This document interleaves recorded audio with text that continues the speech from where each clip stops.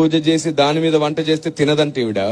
అదే నిజమైతే రైతు భూమి పూజ చేసే వరి పండిస్తున్నప్పుడు నువ్వేం తినకూడదు? మరి తినేస్తున్నావే. షాపుల్లోంచి నువ్వు బ్యాగులు తీసుకొచ్చినప్పుడు దాని మీద ఎవరి ఫోటోలు ఉంటున్నాయి? వారి ఇష్టదైవం ఫోటోలే ఉంటున్నాయి. మరి ఎలా తెచ్చుకుంటున్నావు? ఉదయం నువ్వు షాపుకి వెళ్ళి 1 కేజీ షుగర్ కావాలని అంటే ఫస్ట్ వాళ్ళు షాప్ తెరిచి ఏం చేస్తారు? తమ ఇష్టదైవానికి మొక్కి షాప్ అంతా తిప్పి మళ్ళీ తర్వాత డబ్బుల పెట్టెలో కూడా ఆ తర్వాతే కదా నీకు ఇస్తున్నారు. ఆ లెక్క ప్రకారం నువ్వు ఏ షాపులో ఏం కొనకూడదుగా. మరి ఎందుకు కొంటున్నావు?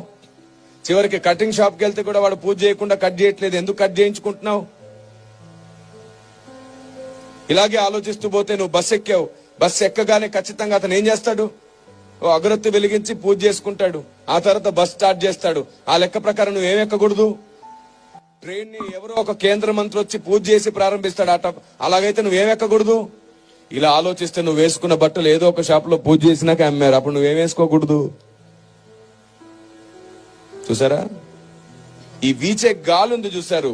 ఈ గాలిని హైందవ సహోదరులు వాయుదేవుడా అని మొక్కుతారు. అప్పుడు నువ్వు ఏం పీల్చకూడదు.